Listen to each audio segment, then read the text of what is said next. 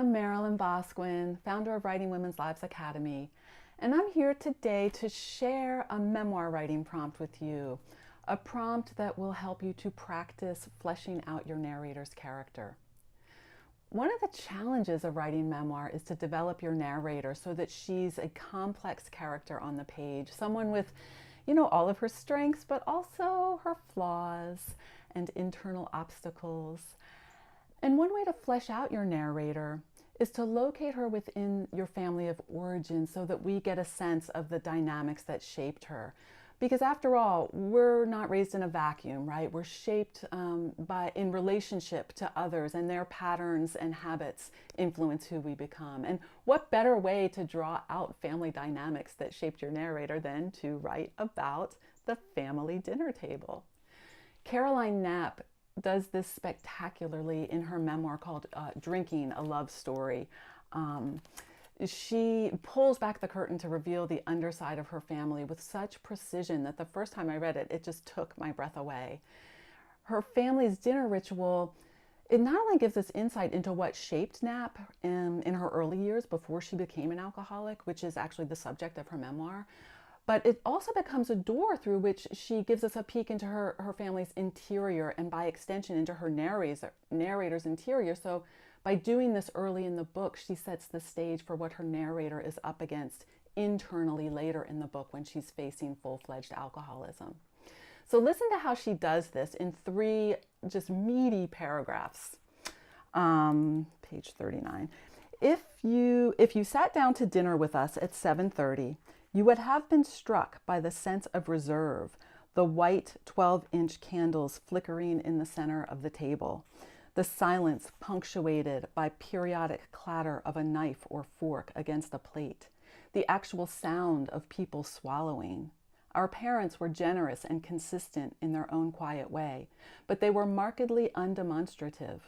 When you went to kiss my mother or father goodnight, they'd lift their chins a little, heads turned up and away, and present one cheek to you, then the other, a family adaptation of the European air kiss. You rarely got kissed back. Instead, you got calm and ritual and clear priorities. The main living spaces in our house, kitchen, dining room, and living rooms, were modern additions built onto the original structure in 1959, the year I was born. The living room had soaring ceilings, tall picture windows lined one whole wall, and a fireplace and chimney painted white stretched up to the ceiling at the far end, dividing the living room from the dining area. The whole space had a spare, elegant quality. Furniture covered in muted fabrics, my mother's abstract oils forming sporadic squares of color on the walls, a sense of graceful hush.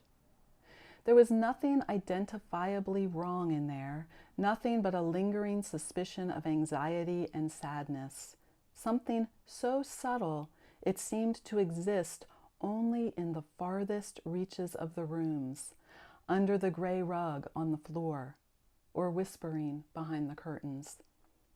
Yet somewhere along the line, through small moments in other people's homes, small observations about their families, I became aware that the lack of storminess in our household spoke to its own set of problems, to a quality of subterfuge, as though difficult and dangerous things lay beneath the surface, too difficult and dangerous to speak or even acknowledge. That is, to my mind, a stunning example of writing that sets the stage for a narrator's interior by locating her within the dynamics of the family that shaped her.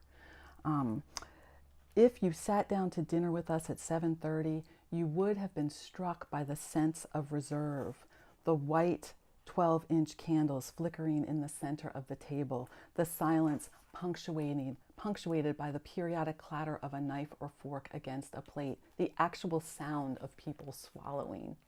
Wow, right? With that one sentence, she gives us the contradictions within her family right there with the family dinner table, where the surface of things appear perfectly and orderly. I mean, my God, those candlesticks, right? How many families light candlesticks at dinner every night? And all the while, beneath the surface, this deep and prevailing silence, they could hear each other swallow, right? So from there, the passage opens into a broader view of her family home and her young self's sense that such reserve was normal, that until she began to notice other people's homes, which she uses as a point of comparison to bring into further relief the depth of the silence in her own home. Yet somewhere along the line, through small moments in other people's homes, small observations about their families, I became aware that the lack of storminess in our household spoke to its own set of problems, to a quality of subterfuge, as though difficult and dangerous, too difficult or dangerous to speak of, things lay beneath the surface, too difficult and dangerous to speak of or even acknowledge. It's a fantastic example of how a family's dinner ritual can be a way in to a deeper reflection that serves to flesh out a narrator's complicated interior. So we come away from this passage with a keenly felt understanding that this narrator is internalizing a deep and abiding sense of isolation, which is really significant in the context of alcoholism, which is the subject of her memoir. So here's the prompt. Using the sentence starter, if you sat down to dinner with us, you would have been struck by. Use that as a prompt to make your way into your family's dinner table. Maybe it reveals a detail like those, candlesticks flickering in the center of Nap's table, or that's the sound of people swallowing, that something that sheds light on the aspects of your narrator's character that are relevant to the subject of your memoir. Or maybe your family never sat down at a table for dinner, or never had dinner together for that matter, in which case you could write about the absence of family dinners or the absence of a family dinner table. So set your timer for 10 minutes and write your family's dinner rituals as you observe it from the distance of hindsight. And as you write, keep your pen moving for the entire 10 minutes. If you draw a blank, you can write blank, blank, blank, blank, blank on the page. But when we go blank, it's often an indication that we've hit a pocket of fear. So by keeping your pen moving, you'll write past fear, you'll stay in relationship to the material, your voice and your words will resume. The trick is to just stay with it. When you finish, I would love to hear how this prompt went for you.